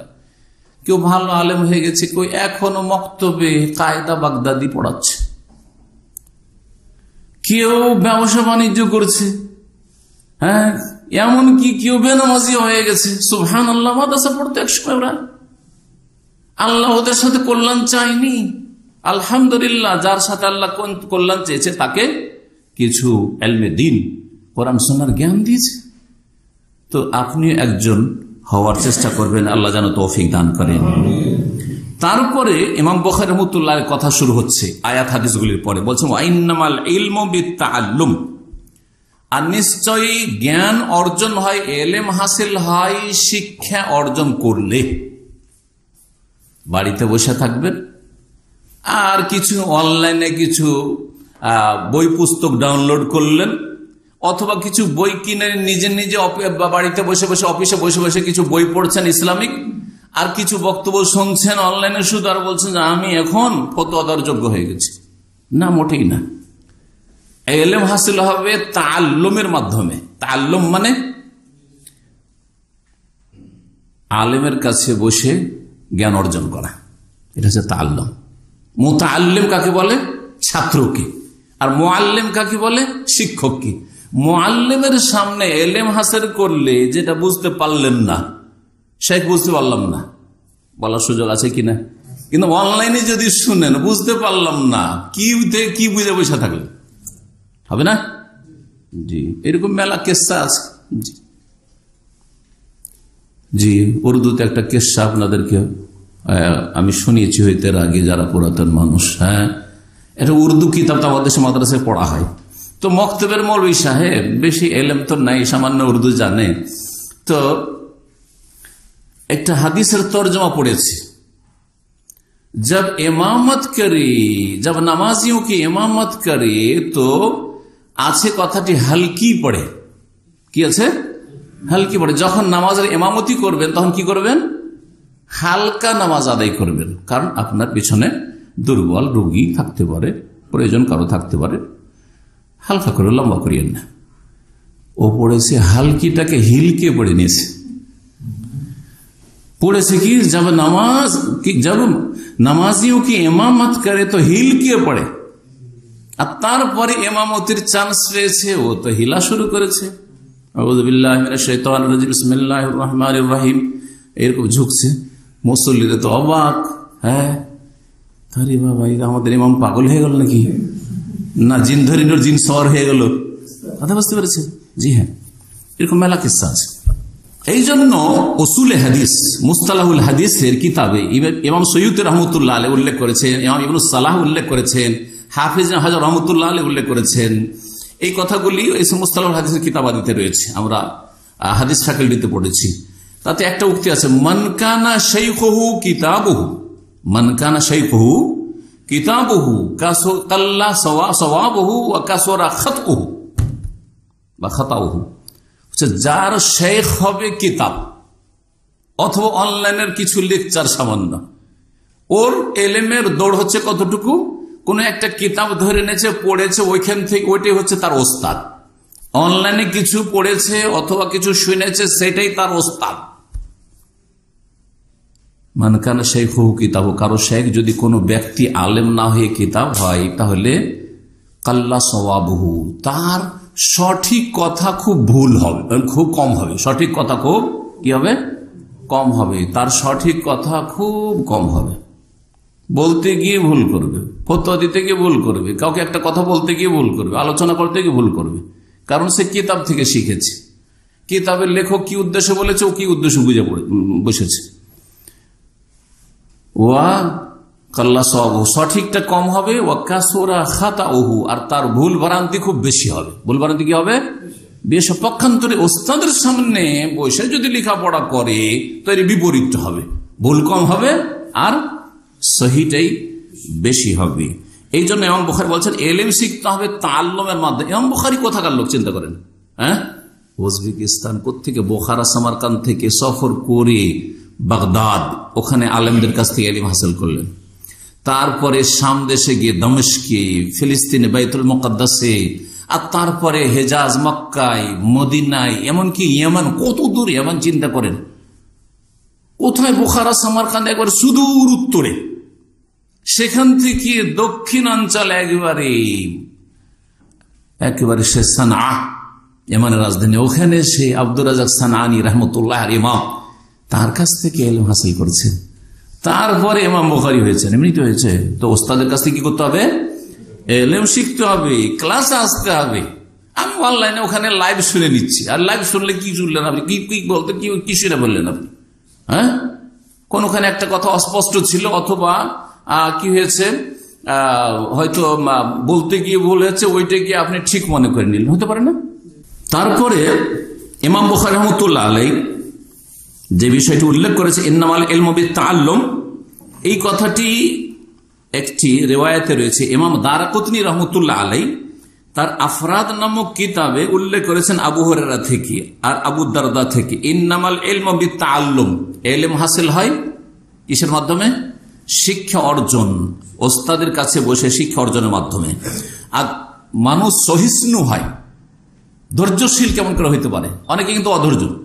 ধৈর্যশীল হবে বিত-তাআল্লুম, ধীরে ধীরে এটার অভ্যস্ত হওয়ার কারণে অভ্যস্ত হইতে হবে ধৈর্য ধরার ক্ষেত্রে। ওয়ামাইয়াতাহাররাল খায়রা ইউতাহ, আর যে কল্যাণ সন্ধান করবে তাকে কল্যাণ দেওয়া হবে। ওয়ামাইয়াত্তাকিশ শাররা ইউকাহ, আর যে অনিষ্ট থেকে বাঁচতে চাইবে তাকে আল্লাহ বাঁচাবেন বা বাঁচানো হবে। এই উক্তিটি বা এই হাদিসটি আল্লামা আলবানী হাসান বলেছেন সহিহুল জামের 2328 নম্বর, সিলসিলা সহিহ 342 নম্বর। ইলম হাসিল হয় ওস্তাদের কাছ থেকে শিখে। এখন ইমাম মুসলিম রাহমাতুল্লাহ আলাইহি এর কথা বলবো, তার আগে এই কথাগুলি পেশ করলাম কেন? মানহাজের ক্ষেত্রে কার কাছে ইলম হাসিল করবেন? তাহলে এমন ওস্তাদের কাছ থেকে ইলম হাসিল করবেন, এমন দায়ী বা শেখের কাছ থেকে ইলম হাসিল করবেন যেই ব্যক্তি ভালো আলেমদের কাছ থেকে ইলম হাসিল করেছে আকীদা, আমল, মানহাজের ক্ষেত্রে। আর একজন জেনারেল শিক্ষিত, সে কিছু ইসলাম স্টাডি করেছে, আর স্টাডি করার পর লেকচার দিতে শিখেছে, আর তারপরে তার অনেক ফলোয়ার হয়ে গেছে, আপনি তার ফ্যান হয়ে গেছেন, ভক্ত হয়ে গেছেন। আরে না না, IABA পাশ করার পর ইসলামের উপর কলম ধরলো, লিখতে শুরু করলো, আর সেই ব্যক্তি কি হয়ে গেল? বিশাল একজন ইসলামের স্কলার হয়ে গেল। তার ওস্তাদ কি? কলেজ ইউনিভার্সিটিতে যেখানে সহশিক্ষা হয় সেখানে সে অথবা বিএ পাস করেছে, বিএ ফেল। জানা আছে অনেকে এইরকম। আর তাদেরকে মনে করছে যে তারা যে ইসলাম এক্সপ্লেন করেছে, ব্যাখ্যা করেছে, সেটা সঠিক ইসলাম। মোটেই না। বড় একজন এইরকম ইসলামিক স্কলার, যার অনেক ভক্ত রয়েছে, তার সাবজেক্ট হচ্ছে আপনার ইকোনমি, অর্থনীতি সম্পর্কে লেখাপড়া করেছে। আর তারপরে একটু ইসলামিক মন মেজাজ তৈরি হলো, ইসলামের উপর কলম ধরে লিখতে শুরু করলো, পাশ্চাত্য সভ্যতার অসারতা সম্পর্কে লিখতে শুরু করলো, আর তারপর ইসলামের কিছু গুণগান লেখা শুরু করলো, কিছু বই লিখলো, আর তার সাথে ইসলামের ব্যাখ্যা করতে গিয়ে দিল একবারে রাজনৈতিক ব্যাখ্যা, পলিটিক্যাল এক্সপ্লেনেশন ইসলামের, ভুল ইসলামের দিকে আপনাকে নিয়ে চলে গেল। এদের কাছ থেকে ইলম হাসিল করলে হবে? জি, কোন আলেমের কাছে তিনি লেখাপড়া করেছেন, কোথা থেকে তার এলিমের উৎস কোথায়, এসব দেখার বিষয় রয়েছে। আল্লাহ যেন আমাদেরকে বুঝার তৌফিক দান করেন। ইমাম মুসলিম রহমতুল্লাহ আলাইহি কি বলছেন তার মুকদ্দমা। ইমাম মুসলিমের যে সহিহ মুসলিম, তার ভূমিকা খুব লম্বা ভূমিকা আছে, আর ভূমিকার আরবিগুলো খুব একবার হার্ড আরবি। অনেক ওস্তাদরা পড়াইতে গিয়ে হিমশিম খায়, এত শক্ত আরবিতে ভূমিকাটা ওনার আছে। তো এই ভূমিকাতে বেশ গুরুত্বপূর্ণ কিছু কথা রয়েছে হাদিস সম্পর্কে, এলেম হাসিল করা সম্পর্কে, কার কাছ থেকে এলেম নেবেন, কি করবেন, এই বিষয়গুলিতে দু তিনটি কোড করব আপনাদের জন্য। বলছেন এই অধ্যায় কায়েম করাটা হচ্ছে ইমাম নবী রহমতুল্লাহ আলাইহি। ইমাম মুসলিম কোনো অধ্যায় কায়েম করেননি, কিন্তু ইমাম নবী রহমতুল্লাহ আলাইহি সেই মুসলিমটা ব্যাখ্যা বিশ্লেষণ করতে গিয়ে, ভাষ্য লিখতে গিয়ে তিনি দেখলেন যে জনগণ তো বুঝবে না, এমনকি মাঝারি আপনার আলেম ওলামারাও বুঝবে না যে কি সম্পর্কে বলতে চাইছেন হাদিসগুলি। সুতরাং একটা করে চ্যাপ্টার কায়েম করে দিই বা অধ্যায় কায়েম করে দিই। বলছেন বাবু বায়ান আন্নাল ইসনাদ মিনাদ-দ্বীন। এই অধ্যায় হচ্ছে এ সম্পর্কে যে সনদ, যে কোনো হাদিসের সনদ বা সূত্র হচ্ছে দ্বীনের অন্তর্ভুক্ত। বিনা সনদে, বিনা দলিলে, বিনা সূত্রে কোনো কথা নেবেন না। আপনাকে রাস্তাতে একজন বলল যে শেখ মতিউর রহমান এরকম বলেছে, তাই নাকি, চরম অন্যায় কথা বলেছে, নিয়ে উড়ে গেলেন আপনি। হ্যাঁ, সনদ, ওই লোকটা কেমন, ওই লোকটার আমার সম্পর্কে কেমন ধারণা আছে, সে কি আমার সেন্টারে এসে নিয়মিত ক্লাস করে, সে কি আমার কথাটি ঠিকভাবে বুঝেছে, কিচ্ছু দেখার বিষয় নেই। তাহলে আপনার সনদই ঠিক নেই, ঠিক না? এই জন্য আজকাল সাংবাদিকতার ক্ষেত্রে কি বলা হচ্ছে, সাংবাদিকতার ক্ষেত্রে বলা হচ্ছে যে বিশ্বস্ত সূত্রে জানা গেছে, আবার বলা হয়েছে, দুটো পার্থক্য আছে না? জি, আপনারা এই ভাষাটা বুঝছেন, কথিত আছে, বুঝছেন, কথিত আছে। তো কথা হচ্ছে যে কার কাছ থেকে দ্বীন শিখছেন আর কার মাধ্যমে শিখছেন, এটা হচ্ছে দ্বীনের অন্তর্ভুক্ত। আর হাদিস যখন বর্ণনা করবেন বা নেবেন আপনি, তখন নির্ভরযোগ্য সেকা, যারা বিশ্বস্ত বর্ণনাকারী, তাদের কাছ থেকে নেবেন। জয়ীফ, দুর্বল, স্মৃতিশক্তির ক্ষেত্রে, আখলাক চরিত্রের ক্ষেত্রে, ইবাদতের ক্ষেত্রে, আকীদার ক্ষেত্রে জাহমির কাছে, রাফেজির কাছে, আপনি মুতাজিলার কাছে, খারিজির কাছে হাদিস নিচ্ছেন না, না, না। ওয়ান্না জারহার রুয়াতে বিমা হুয়া ফীহিম জায়েজুন। আর বর্ণনাকারীদের সমালোচনা করা, কাউকে কাজ্জাব বলা, অমুক রাবী মিথ্যুক ছিল, অমুক ছিল দাজ্জাল ছিল, অমুক ছিল সাইয়ুল হেব, স্মৃতি শক্তি একেবারে খুব খারাপ ছিল, অমুক কানা ইয়াকযিব, মিথ্যা বলতো, অমুক ওয়াহিন একেবারে বেকার লোক ছিল, কারণ তার মধ্যে এই দোষ ছিল। এগুলি করাটা কি বলছেন জায়েজুন, শুধু জায়েজ নয়, বলছেন বাল ওয়াজিবুন, বরং ওয়াজিব, কখনো কখনো ফরজ। যদি না বলেন তাহলে কি হয়ে যাবে, মানুষ গোমরাহ হয়ে যাবে, গোমরাহ হয়ে যাবে। যদি একটু তদন্ত করে না দেখেন, আমার নামে কেউ চালিয়ে দিল, ধরেন যে শেখ মতিউর রহমান বলেছে যে জাদু দিয়ে জাদুর চিকিৎসা করা যাবে, এটা কিছুদিন আগে এরকম ভাইরাল হয়েছে, জাদু দিয়ে জাদুর চিকিৎসা করা যাবে। একজন দায়ী আমাকে টেলিফোন করে জিজ্ঞেস করছে, বুঝলেন না, তা আমি তো এভাবে বলিনি। হ্যাঁ, জাদু দিয়ে জাদুর চিকিৎসা করা যাবে, তাহলে আপনি যদি ওইটাই নিয়ে ওড়েন তাহলে তো একেবারে গোমরাহ হয়ে গেছে, জাদু দিয়ে শিরক কুফরি কাজ করা যাবে। হ্যাঁ, বলছেন যে জারহা করা মানে সমালোচনা করা বর্ণনাকারীর বা কোন আলেমের ধর্মীয় ক্ষেত্রে, দুনিয়ার ক্ষেত্রে না। আমার আখলাক চরিত্রে যে দোষ থাকে তো ব্যক্তিগত বলবেন আমাকে, আমার ইবাদতের ত্রুটি থাকে, আমলের ত্রুটি থাকে, তো ব্যক্তিগত বলবেন আপনি, মানুষের কাছে বলে লাভ নেই। কিন্তু যদি আমার কথাগুলি যে রেকর্ড হচ্ছে অথবা মানুষ শুনছে, এগুলিতে যদি ত্রুটি থাকে, তাহলে আমারও সংশোধন করবেন আর জাতিরও সংশোধন করবেন, জরুরি। দুটোতে পার্থক্য আছে, কারণ আমাকে শুধু ঠিক করে হবে না, জাতির লোক যে আমার ভুল কথা শুনে গোমরাহ হয়েছে, বুঝছেন না? জি হ্যাঁ। এগুলি হারাম গীবত না, বল হুয়া মিন নাযাবি আনিশ শরিয়তিল মুকাররামা, বরং মুকাররম শরীয়তের পক্ষ থেকে ডিফেন্স করা, প্রতিরক্ষা করা, এটা হারাম গীবত নয়। যদি বলেন যে অমুকের বক্তব্য শোনা যাবে না, অমুকের কেতাবাদি পড়া যাবে না, এটা হারাম গীবত নয় যদি তার আকীদা মানহাজে গোলদ থাকে, বিভ্রান্তি থাকে, বরং এটি হচ্ছে আল্লাহর দ্বীনের পক্ষ থেকে প্রতিরক্ষার ব্যবস্থা করা, মানুষ যেন গুমরাহ না হয়ে যায়। এখন প্রখ্যাত তাবেঈ ইমাম মুহাম্মদ বিন সিরিন রাহমাতুল্লাহ আলাইহির দুটি বা তিনটি উক্তি আপনাদের সামনে পেশ করব। ওয়ান মুহাম্মদ বিন সিরিন বলছেন, কাল ইন্না হাযাল ইলমা দীনুন, এই ইলমটা হচ্ছে মানে ইসলামের জ্ঞান হচ্ছে দীনুন, দিন, ইসলাম সম্পর্কে যে জ্ঞান অর্জন করছেন এটা হচ্ছে কি দিন, দুনিয়া নয়।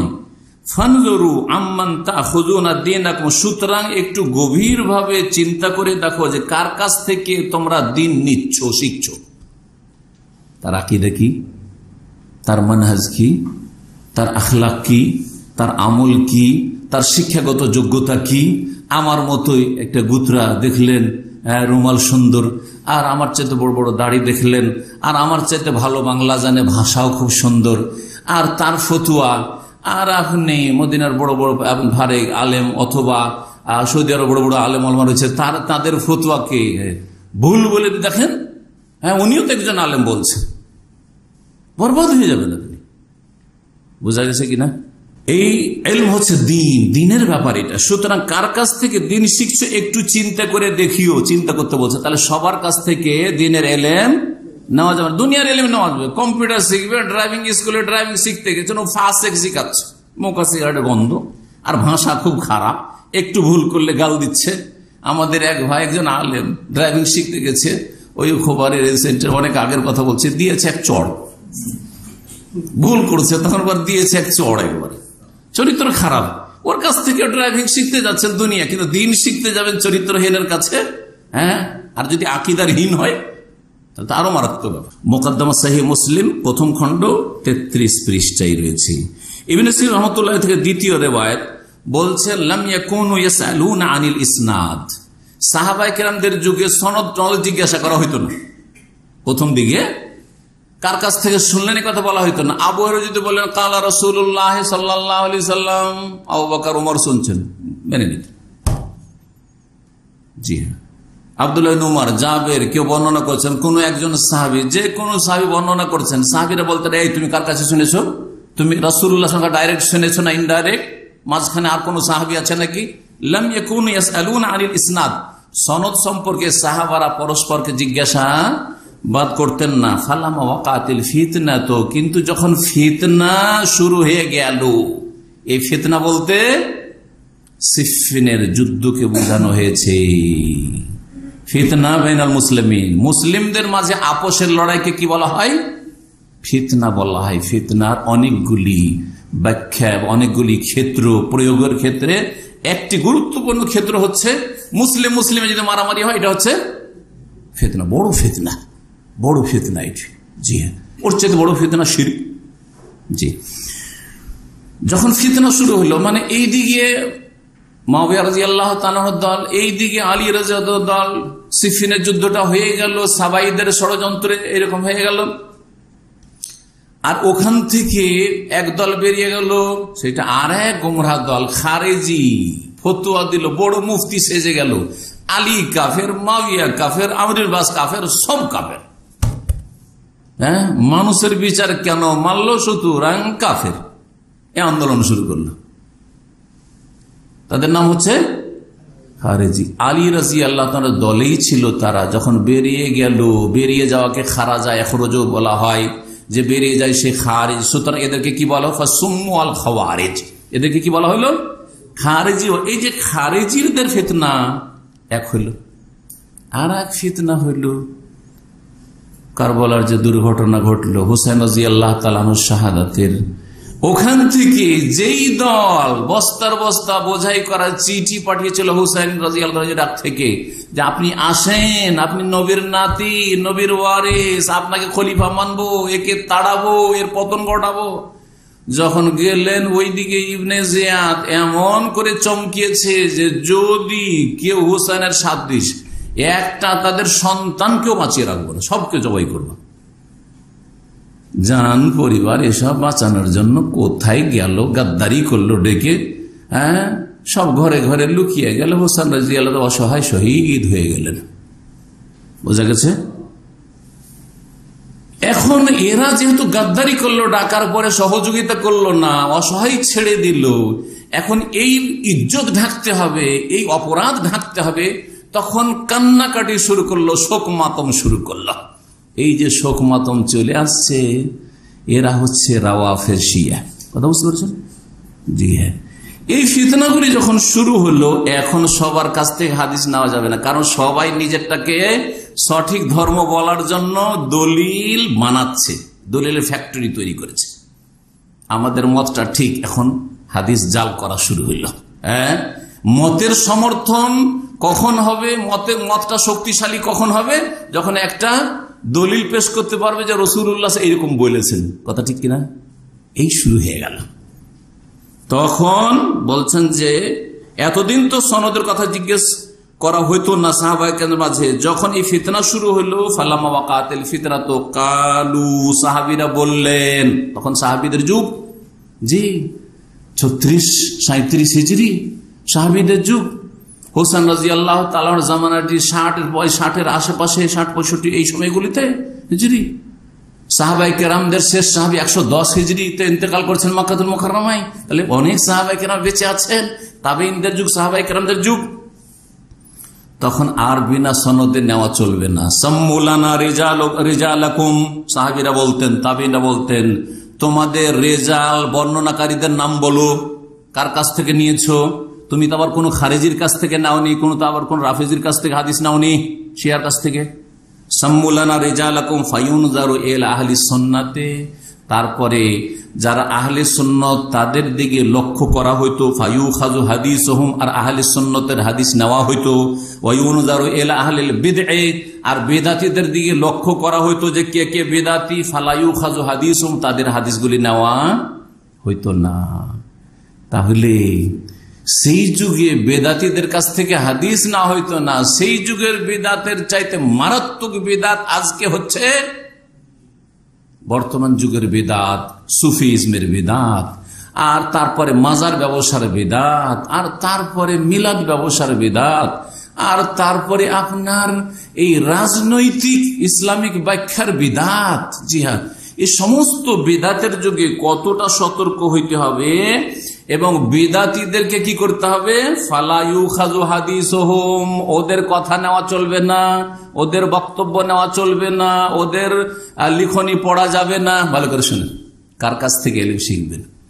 আর যারা আহলে সুন্নাত কোরআন এবং হাদিসের অনুসারী, যুগে যুগে থেকেছে, আছে, এখনো আছে, আর থাকবে, লা তাযালু তায়ফাতুম মিন উম্মতি, তাদের কাছ থেকে দ্বীন শিখবেন। সহিহ মুসলিমের ভূমিকা 33 নম্বর পৃষ্ঠা। শেষখানে একটি উক্তি বলে শেষ করে দিচ্ছি, এটি আলোচনা শেষ, লম্বা হয়ে গেল। আব্দুল্লাহ মুবারক প্রখ্যাত মুহাদ্দিস, ইমাম বুখারী রহমতুল্লাহ আলাইহির একটি লাকাব ছিল, উপাধি ছিল হাদিসের ক্ষেত্রে, জানেন? আমিরুল মুমিনিন ফিল হাদিস, হাদিসের তিনি আমিরুল মুমিনিন। ওমর রাদিয়াল্লাহু তাআলা আনহু হচ্ছেন শাসন ক্ষমতার খোলাফাদের আমিরুল মুমিনিন, তাই না? আমিরুল মুমিনিন মানে খলিফা হিসেবে আমিরুল মুমিনিন। তখন থেকে এই লাকাবটি তিনি গ্রহণ করেছেন। তারপরে খলিফাদেরকে আমিরুল মুমিনিন বলা হয়তো, ওসমানকে, আলীকে রাদিয়াল্লাহু আনহুম আজমাইন। আর ইমাম বুখারী রহমাতুল্লাহ আলাইহি কি বলা হয়েছে? আমিরুল মুমিনিন হাদিসের ক্ষেত্রে। ইমাম বুখারী রহমাতুল্লাহ আলাইহির ওস্তাদ শিক্ষক হচ্ছেন আব্দুল্লাহ বিন মুবারক, তাকেও বলা হয়েছে আমিরুল মুমিনিন ফিল হাদিস। ভালো করে শুনুন। 1 বছর তিনি হজ করতেন, আর অনেক পয়সার মালিক ছিলেন, শত শত মানুষকে হজ করাতেন নিজের খরচে, শান্ত করে নিজে। আর 1 বছর জেহাদে হুদুদ, বর্ডার এলাকায় যেতেন জেহাদ ফি সাবিলিল্লাহর জন্য। সেই যুগের খলিফাদের নেতৃত্বে জেহাদে যেতেন, মুফতি হয়ে নিজেই জেহাদের ঘোষণা করতেন না। আজকালকার জঙ্গিদের মানহাজ থেকে সাবধান, তারা নিজেরাই জেহাদ জেহাদ জেহাদ করে ঘোষণা করে। জেহাদের ঘোষণা সেই যুগের গুনাহগার যারা ছিল, খলিফা উমাইয়া যুগের, হ্যাঁ, বা আব্বাসী যুগের, তাদের যুগে তাদের নেতৃত্বে জিহাদ করেছেন আব্দুল্লাহ বিন মুবারক রহমতুল্লাহ আলাইহি, জিহাদের ময়দানে গিয়ে। জি, তার একটি উক্তি বলে শেষ করছি। তিনি বলছেন, ইয়াকুল আল ইসনাদু মিনাদ দ্বীন, সূত্র বা সনদ হচ্ছে দিন ইসলামের অন্তর্ভুক্ত। সনদ ছাড়া দিন ইসলাম টিকবে না। সূত্র ছাড়া, রেফারেন্স ছাড়া, বরাত হাওয়ালা ছাড়া এমনি ধর্মের কথা বলতে থাকবেন, চলবে না। এটা দ্বীনের একটি গুরুত্বপূর্ণ দিক হচ্ছে কি সনদ, সূত্র। কোন সূত্রে এই কথাটি বলছেন, কোন দলিলের ভিত্তিতে আপনি বলছেন। তারপরে বলছে ওয়ালাউলাল ইসনাদ, যদি কোরআন এবং হাদিসের জন্য বা মাসলা মাসাইলের জন্য সনদের বিষয়টি না থাকতো, লাকালা মানসা মাশা, তাহলে যে যা চাইতো বলতো, যে যা চাইতো বলতো।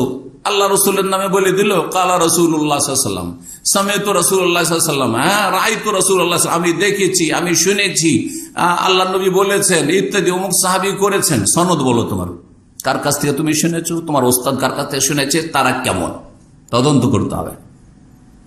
বলছেন আল ইসনাদ মিনাদ দ্বীন, সনদ হচ্ছে দ্বীনের অন্তর্ভুক্ত। যদি সনদ ছেড়ে দেন, সনদবিহীন আপনি ধর্ম গ্রহণ করেন, লাকালা মান শাআ মা শাআ, তাহলে যে যার ইচ্ছা, যেমন ইচ্ছা, যা বলার ইচ্ছা বলতে থাকবে। আজকে আমাদের দেশে স্বাধীন দেশ, কি হচ্ছে, বাক স্বাধীনতার নামে শিরকের মাহফিল হচ্ছে, বিদাতেরও মাহফিল হচ্ছে, আর গুমরাহিরও মাহফিল হচ্ছে।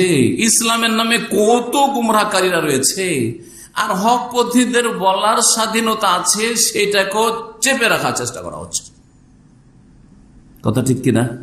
কিন্তু আলহামদুলিল্লাহ সৌদি আরব, এখানে তৌহিদের মুখ খোলা আছে, সুন্নাতের মুখ খোলা আছে, তৌহিদ সুন্নাতের অনুসারীদের মুখ খোলা আছে, শিরক বিদাতকারীদের মুখ বন্ধ করা আছে, যার ফলে এখানে খাঁটিটা জানার একটা সুযোগ আছে। জি হ্যাঁ, আর অনেক ভেজালের মধ্যে কোনটা ঠিক আর কোনটা ভুল বুঝাই মুশকিল হয়ে গেছে আমাদের দেশের ইসলামের অবস্থা। এটাও সহিহ মুসলিমের ভূমিকাতে রয়েছে। ইবনুল মুবারক রাহমাতুল্লাহ আলাইহি কথাটি প্রথম খণ্ড 33 পৃষ্ঠাতে রয়েছে। আল্লাহ যেন আমাদেরকে হক বোঝার তৌফিক দান করেন, এবং যারা কোরআন সুন্নাহর অনুসারী তাদের কাছ থেকে দলিল ভিত্তিক দিন শিখার এবং দিন নেওয়ার তৌফিক দান করেন। যারা বিভ্রান্ত করে থাকে, নিজেরা বিভ্রান্ত, অন্যদেরকে গুমরাহ করে থাকে, আল্লাহ তাদের অনিষ্ট থেকে আমাদের মুসলিম সমাজকে, মুসলিম ভাই বোনদের বেঁচে থাকার তৌফিক দান করেন, আল্লাহ যেন বাঁচিয়ে রাখেন। শেষখানে দোয়া করব, আল্লাহ রাব্বুল আলামিন যেন মুসলিম জাতির জন্য, বিশেষ করে বাংলাদেশে যে ইলেকশন রয়েছে, মুসলিমদের জন্য, ইসলামের জন্য যাতে কল্যাণ রয়েছে, আল্লাহ যেন সেটাই করেন। যার নেতৃত্বে আসাতে, যার ক্ষমতায় আসাতে ইসলামের কল্যাণ হয়, আল্লাহ যেন সেটাই করেন। আর যাদের নেতৃত্বে আসাতে ইসলাম মুসলিমদের অনিষ্ট হয়, আল্লাহ যেন তাদেরকে দূরে সরিয়ে দেন। এর চাইতে ভালো দোয়া আমি মনে করি না যে কিছু হইতে পারে। কারণ আমারও জানা নেই যে কে ভালো হবে, আপনাদেরও জানা নেই যে কে ভালো হবে। কথা ঠিক কিনা? আর এইগুলির মধ্যে থেকে কেউ আসবে, আর ফেরেশতা নেমে আসবে না কেউ। সুতরাং এইটুকু দোয়া করতে থাকবেন। তাহাজ্জুদে এই যে দিনগুলি চলছে, দোয়া করবেন আল্লাহ যেন আমাদেরকে সৎ নেতৃত্ব দান করেন, যেই নেতৃত্বের মাধ্যমে ইসলামের খেদমত হয়, মুসলিমদের খেদমত হয়, দেশের খেদমত হয়, ইসলাম এবং মুসলিমেরা শক্তিশালী হয়। সুবহান রাব্বিকা রাব্বিল ইজ্জাতি আম্মা ইয়াসিফুন ওয়া সালামুন আলাল মুরসালিন ওয়াল হামদুলিল্লাহি রাব্বিল আলামিন। জাযাকুমুল্লাহ।